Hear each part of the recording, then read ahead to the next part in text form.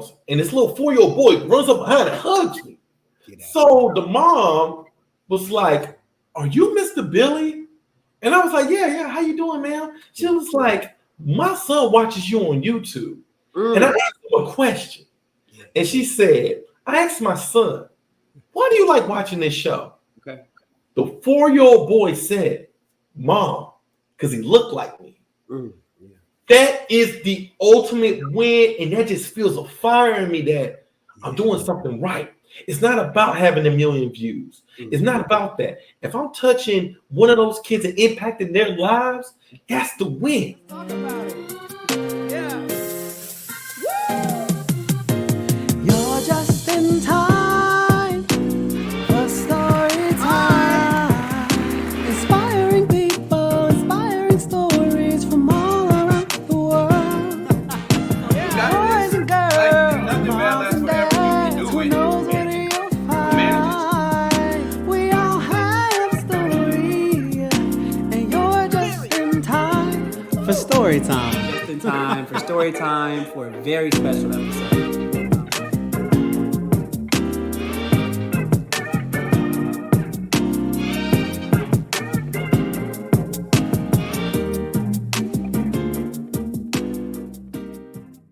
Hello.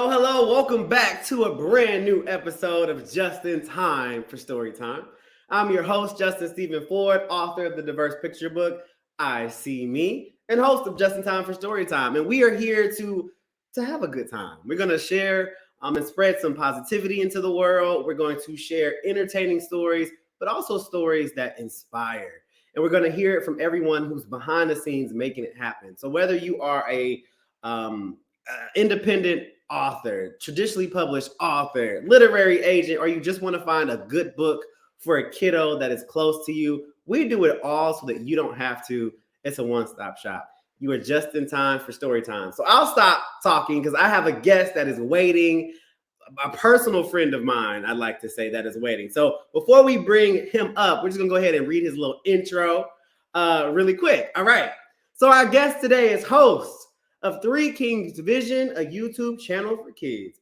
It provides a combination of educational, fun, and encouraging stories for children from diverse backgrounds. Three Kings Vision founder Billy Allen, a librarian who has a master's degree of library science from North Carolina Central University. Billy has a strong passion of helping children develop the love of reading through his animated story times. Please welcome to Just in Time for Story Time, Mr. Billy Allen to the show. What's going on, brother, man? What's going on? Bro, well, first off, before we even start, let me just say thank you to Mr. Billy Allen, because there's not many of us in this space, doing what we're doing and trying to create content and trying to be that positive light in the world for children that look like us and don't look like us. And you are one of the first doing it. So flowers, man. Thank you so much. Thank you. No, thank you, man. It's an honor to be on your platform, man. Seeing your content inspires me, man. So we're in this together, brother. We inspire. Exactly. So, okay. So tell us a little bit about yourself. I have tons of questions here for you, but first, tell us about yourself, man. So, first and foremost, I am Billy Allen. I am a country boy from Charlotte, North Carolina. I got 2 sisters. I'm a librarian by profession. I've been a librarian for almost 8 years. I'm a proud graduate of 2 historically Black colleges and universities, Lincoln University of Missouri and North Carolina Central University. Shout out to the Flying Eagles and Lincoln Knights. I love being a librarian. I'm a big basketball junkie. I'm a video game head. But more importantly, I like servicing my community. I love empowering the youth to develop the love of reading, to give back to the community. And being a librarian has been the greatest thing that ever happened to me, bro. So I don't think you see many Black librarians. How did that even happen? How did that come about? Was that something you always wanted to be, or? Not at all. Okay. Not at all, man. It's funny how life works out. Initially I was going to be a nurse, Justin. Okay. And, midway through my undergrad, one of my homeboys, shout out to Bradley Kirkendall, was like, "Hey, man, you still going to do this nursing thing? I'm about to be a librarian." Yeah. And I'm like, what do librarians do? So He introduced me to the field. Libraries just ain't about books no more. You know, we're information hubs. Like I always tell people, I am a matchmaker for resources for the community. And I didn't know you had to have a master's degree in library science. So I did not know library science was a thing.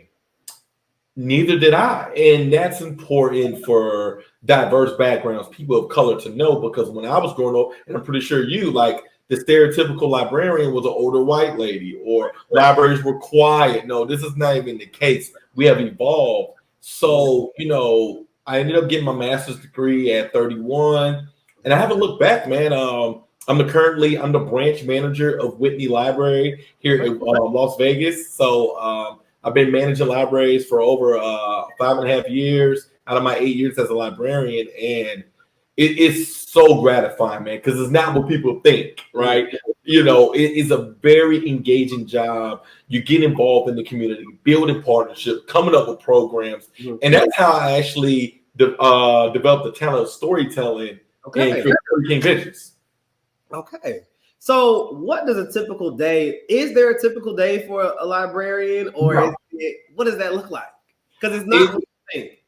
Yeah, it's not a typical day, like an average day for a librarian, because you got to remember, we deal with the public. So we welcome all entities to life, where you cannot name that one entity that doesn't welcome all walks of life other than the libraries without judgment. We are a safe space for kids, safe space for people, for veterans, homeless people, single moms, people looking for jobs. Like for an example, like on a Tuesday, we got story times in the morning, you know, for the kids, the stay-at-home moms, or the parents that got a little break. They want to take their kids to have a literacy program. We got tutoring for the kids in the afternoon. We got give out free meals for the kids, but for the adult side, you know, there's free access to computers. We assume that people have computer access with your library card. You can check out iPads. We check out people's iPads with their library card. Check out video games, DVDs. We have programs for the adults as well, literacy programs, learning how to learn to speak English. I got a concert hall in my library where we have real life hip hop performances. The opera comes. I have an art gallery. Like, we literally do it all. When I say we're the matchmaker for resources. Yeah, I love that. That's not the library I used to go to. When I was in the library, we would check out CDs. Like, that was the highlight. That tells you a little bit about it. But the fact that, and I think it's just so amazing, the fact that the libraries are staying current, you know, and keeping up with the times and keeping up with the children's needs, and you guys are meeting the needs of kids, which I think, and it's free. You can't be free 99. I tell people that. Free 99. Exactly. Exactly. Okay. So you become a librarian, you're around all of these kids, you get the idea for a story time. Yeah. How did that start?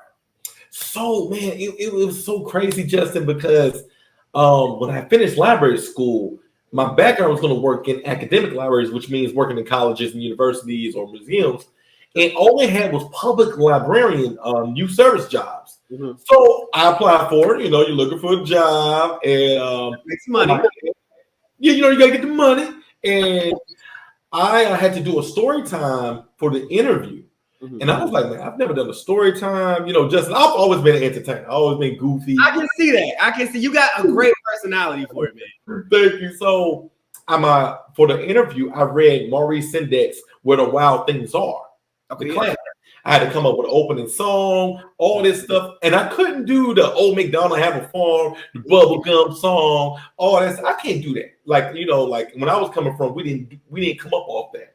So I said, I'm gonna do it my way, and I come to like it. And then when I started doing story times as a librarian, I never forget, Justin, in Miami, I was doing story times, and it was picking up crazy momentum where I was getting people ranging from 50 to 150 people each story time back to back from 10:30 to 11. And I said, hold up. Wait a minute. People are loving what I'm doing. So I contacted some of my best friends, Justin. I'm like, yo, is there anybody of color doing story time, educational content for people like us? I hadn't seen it since Reading Rainbow. Yeah. And I said, I'm going to do this. Yeah. So literally 4.5 years ago, man, I created 3 King Visions because I said, this is important. but seeing kids of color, seeing a black man hold a book, reading, like it's one thing to tell kids to read, but when they see someone that looks like them reading and enjoying reading, man, it was just like breathtaking to me, and it just fueled the fire that in the black community and just even just in communities in general that they need inspiration of people making reading fun. That simple. That's simple, man. That's simple. It's an experience. Story time, what people forget, Justin, it's not just for the kid. It's for the parent, the caregiver, your big brother, your big sister to create that experience of that lifelong love of reading. And I got my best friend Busy to Be. I had to get my little character in there to create some engaging content. But I was gonna ask about Busy. Yeah, man. So it's been a great journey, man. Like I say, people have been so receptive of what I'm doing. You know this, Justin. Representation is so important, man. And God been good to me. Yeah.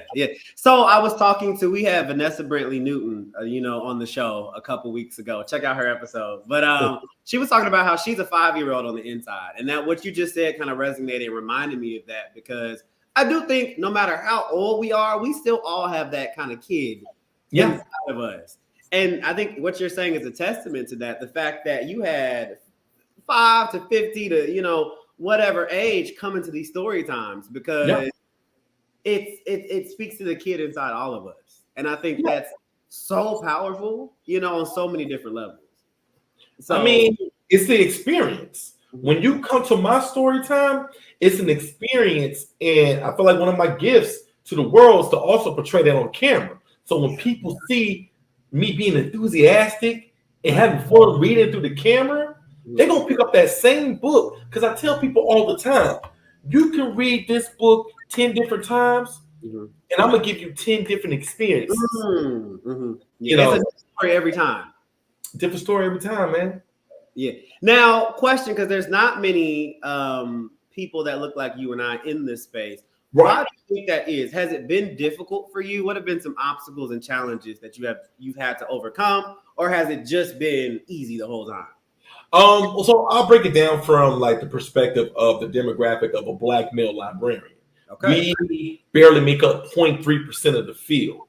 Okay. So, I'm already in that minority of something that I never seen a black male librarian growing up. You know what I'm saying? Someone that looked like me.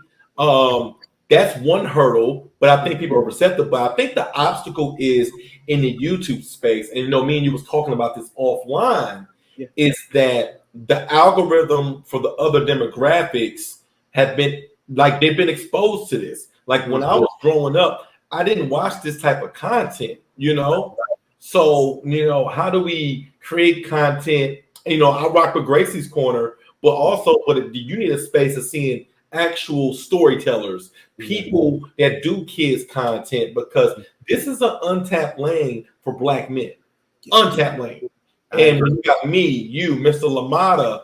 Shout out to LaMotta. Yeah. Yeah, shout out to my guy, Mr. John. Like, it's far in between. And, we just got to keep pushing and being consistent, because if you're watching this, and it goes for anything that you want to do, stay consistent and understand your purpose. And I can tell you love what you do, because this is not just you on camera. This is you on camera, off camera. This is a way of life for you. And I think it shines through so bright. So looking at your shirt, leader of the new cool, what is that about? And I got to get my shirt too. I got you. I thought about that.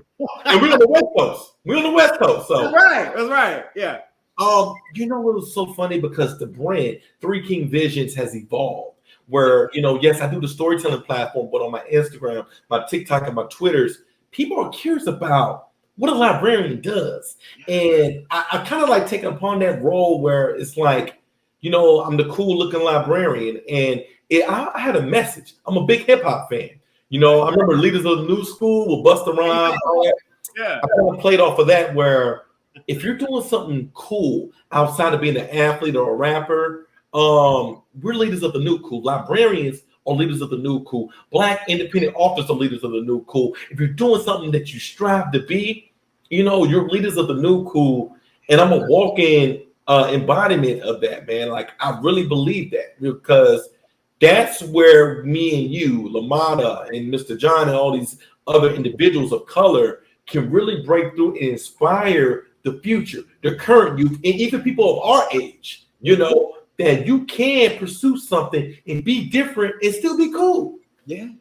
Speak on it. Speak on it, man. Now, Three King Visions, where did the name come from? That's what I was going to ask. Wow. So like it's so funny how the universe works out. So like when I was coming up with a name for the platform, Justin, and I'm like, you know, I want to be loyal to helping kids develop a lifelong love of reading. So my best friends, shout out to Derek Isler, Rashad Branch, Derek King, all my guys, you know, Gift, Jamil, we're Three Kings. And we've been loyal to each other for over 30 years. So it's like, you know what, that works. Three Kings, I take that part. And then I got the vision of helping kids develop the love of reading. And I said, Three King Visions, that's it. Done. And it's done. And then with the logo, you know, I was like, you know, I want to do something a little different, man. Like, let's show a baby with natural curly hair with a crown, because all kids of color are kings and queens. Agreed. So it's a message within the message. So yeah, man, that's how it derived. Gotcha. Okay, I love that. I love that. I know when I was coming up for just in time for story time, it just kind of happened. You know, it was one of those things where it was like, got it. For sure. I love hearing the meanings behind people's, you know, brands and names. So when someone comes to your story time on your YouTube channel, what can they expect? You're gonna expect a lot of energy. You know, I really like. I'm a big fan of battle rap, comedians, and stuff like that. You're gonna see how I bring a story to life. I always have a saying: you can read a book, but can you read a book? Mm-hmm. So when you come to this, you're going to automatically fall into a world where like, wow, like he's really bringing each page to life. And you can be animated, you can be goofy, but also keep enjoying the story. And I read all diverse stories. You know, I go from the independent authors to the popular authors, like my favorite authors, Bob Shea, Todd Parr, Jory John. Then we can go to the Mr. Johns, the Alvary Santanas, the Justice. You know, like, and I gotta read your book, gotta feature your book. That's what it's about, man. You know, the Rashad Pattersons. That's supporting all authors. Like the platform supports children's authors as well. Because what happens is that we're in the era where everybody's developing books, but you need your book seen. And you got to come up with different ways. Why not come to a librarian and a storyteller? Yeah. Now, here's a question for people, especially self-published authors who want to get their books into libraries. What's the best way to do that? I'm sure you hear this question all the time, or people walk into the library and like, hey, put my book on your shelf. What do you have to do that? Yeah. And I'll be completely transparent. Life is all about relationships. Okay. And I tell people, you know, it's a million authors out here. Yeah. I think I would do you a disservice by putting your book in the library and just put it in the shelf and it don't circulate. And then a year or two later, they just weed it out because they ain't getting checked out, right? Right. So start by going into the library, developing a personal relationship with the youth services person, the youth services librarian. You have to connect, or let's say you're an adult author.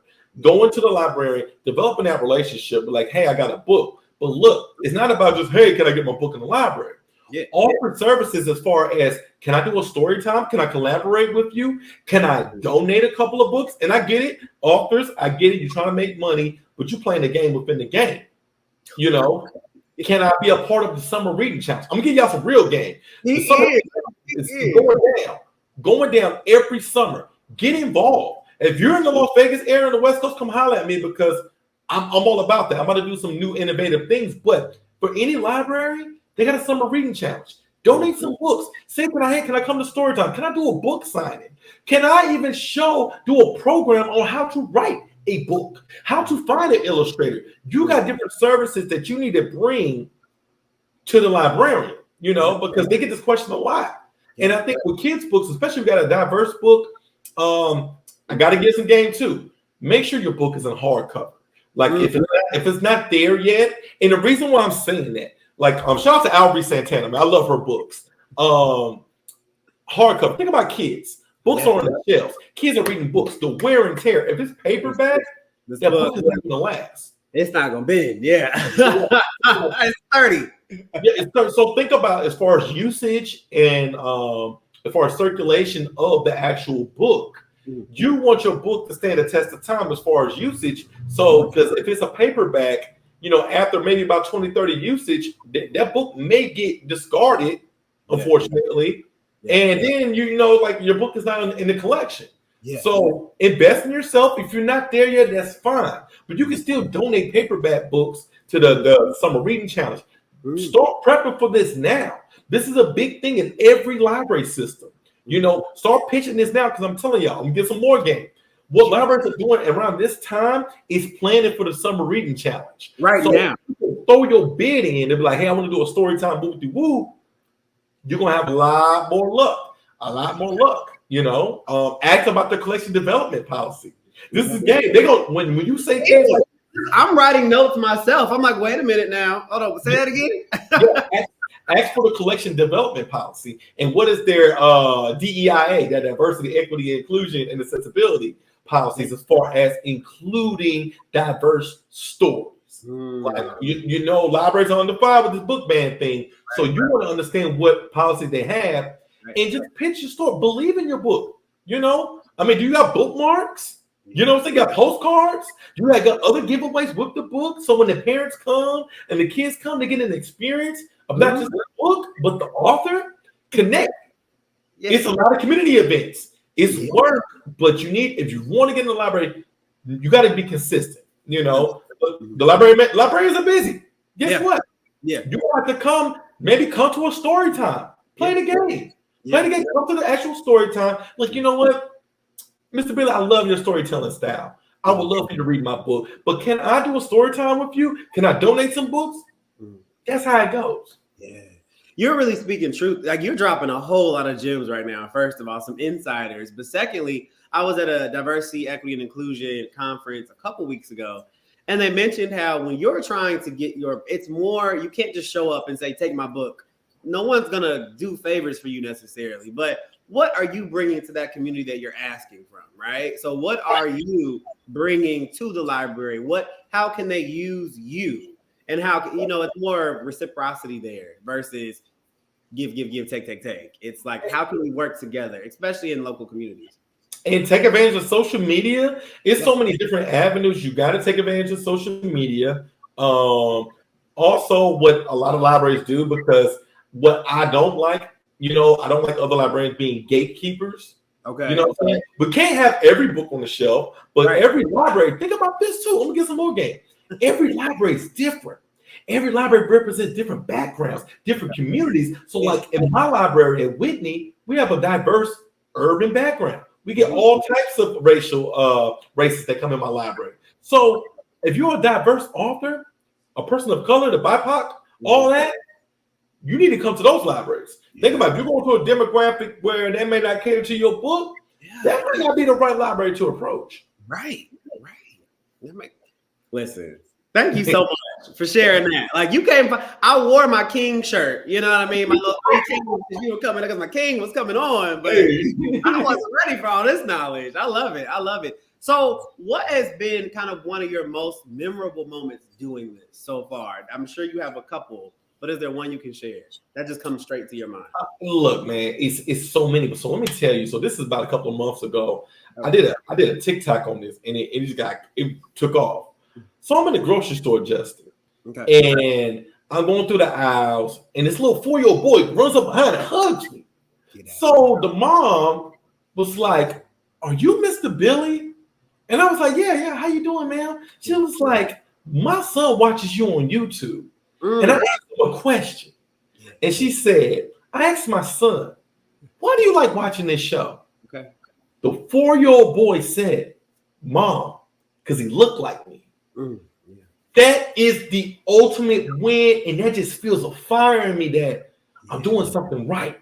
It's not about having 1 million views. It's not about that. If I'm touching one of those kids and impacting their lives, that's the win.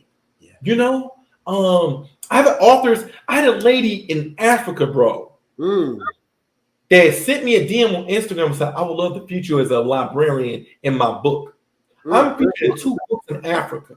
And then she was sending me videos of these kids in Africa that's watching me. I got kids in Africa, Pakistan, Thailand that watch me. So you never impact. Yeah, you don't never know your impact. You never know. You know, we got a dope documentary that's coming out on Black librarians. You know, me and several of my cohorts was featured on Good Morning America. Like, this is really leaders of the new cool, and that's just the mission. Justin, me, you, Lamada, everybody. You know, understand your purpose, because don't get down on yourself. Some kid is looking forward to seeing your face. Got chills on that one, boy. Yeah, because it's so true, and it's so you talk about global impact right there. Like, I don't think, did you ever think when you were sitting wherever you were sitting creating this, that you would be in books in Africa and Pakistan? Like, I'm sure that's beyond your wildest dreams, but man, you just don't know. And you know the beauty of it, Justin? This realm allows us opportunities to have endless opportunities, bro. Like, it's such a euphoric feeling, because it's like, man, if I had this when I was growing up, like, you know how empowered I would be, you know, and that's what we need. And shout out to everyone that's doing this, man. Just like your platform, you're allowing people voices to be heard, you know, stories to be shared. Everybody has a story, and that's the beauty of being a storyteller. Yeah, it is. And I think what you said earlier too about like intention, you like, despite the sales and the numbers, which is important, but if your intention is in the right place, I do really feel like all other things will kind of be added to you. But nothing happens overnight. You know, I feel like that's especially for kids that look like you and I, and for kids that don't look like us. You know what I mean? It's the because it's for them to see people of color or diverse backgrounds as well. Absolutely. Because that's the real world, you know? Yeah. And it's important. The earlier they see it, the better understanding they can practice empathy. Absolutely. So that's what it is. Absolutely. And it's in this space, you know, it's not competitive. You know, we're all trying. There's so much to do, you know, and we need each other. So that's why when I started my platform, which was inspired by you, I wanted to come on and make sure you got your flowers, man, because you're doing the thing. You really are. You really are. So can I ask you one more question? Sure, man. Okay, absolutely. What would be one piece of advice you would give? It's twofold. So what would be one piece of advice you would give to an aspiring creative librarian or author? And then what would be one piece of advice you would give to children? One piece of inspiring advice, I would say, be authentically you. People, when you're in these spaces, even in person, as an educator, as a librarian, as a children's author, people sense fakeness. Yeah. This is me off the camera. It is. You know what I'm saying? So when people feel your energy, it's infectious. So always be you. It's cliche. It's harder to put on a front than to be you. Yeah, that's too much. It's draining to do that too. Yeah. No, walk on the front. This is me. All day, every day. You know. That's why, like, when my friends, they was also supportive of me when I was on it, since I've been on this journey, because when they see my content, now they know me as, you know, saying personally. Yeah. They be like, that's AJ. That's like that's him. You know what I'm saying? So it's always funny, but to the kids, you could do anything. Yeah. Like, I'm living proof, and it's not over till it's over. So this advice applies to kids, teens, and adults. I went back to school at 25, got my bachelor's at 29, got my master's degree at 31 to become a librarian. I'm 39 years old. The best thing that ever happened to me, and it changed my life. Your life, you never know where your life will take you, and guess what? It's never over. To stay believing in yourself and keep God first. Listen, Billy Allen right there, ladies and gentlemen. You heard it first from him. Thank you so much, man, for coming on the show. Oh, thank you, Justin. I appreciate it. Let everybody know, well, what's next for you, first of all? What's next? Oh man, we got a lot of dope things coming out. First and foremost, subscribe to Three King Visions on YouTube. I got 2 new read alouds dropping this week. We got a lot of different read alouds coming out. I'm going hard for the holiday season, for Christmas, Kwanzaa. Oh, y'all gonna see all types of content. It's a fun YouTube platform, but also follow me on Instagram and TikTok and also Twitter at Three King Visions as well, because you're gonna see the perspective of me as a librarian, the dope things that we're doing for the community, providing mobile showers for the community, social workers, teen empowerment summits. It's the dopest thing ever, and I'm so appreciative for you people like you, Justin, that support me on my journey. My website will be back live later on this week, 3kingventures.com, so you can purchase the Leaders of the New Cool T-shirt. I don't do this for the money, man. I love what I do, and I just want to be an inspiration to everybody. And you are, man. You are. Ladies and gentlemen, Billy Allen, my guy, Three King Visions. Thank you so much for coming on the show. And let me know, this is all about us working together. So let me know how I can help further your mission and what you need. Because hey man, come to the library. Come to my library, bro. You're not that far from me. You're really not that far. Yeah. Right. All right, man. We'll have you back very soon, especially for the summer when all that stuff gets revved up. Come back on and tell us what you got going on. All right, man. I appreciate it, brother. Appreciate you, bro. Yes, sir. See you soon, man. That has been another episode of Just in Time for Storytime with Billy Allen of Three Kings Visions. Please check him out right now on YouTube. He is one of the reasons I literally got started doing this. So huge shout out to him. And please like, subscribe so we can continue to give you more content like this. But he just dropped so many gems, so many nuggets of wisdom about being consistent, what it's like to get your book into the library, what it's like to have purpose, and why it's important to be intentional and have purpose with what you're doing. So that's all I have to say. I'm your host, Justin Stephen Ford, and you are just in time for story time. We'll see you next time, guys. Take care.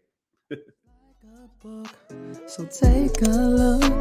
Who knows what you'll find just in time for story time.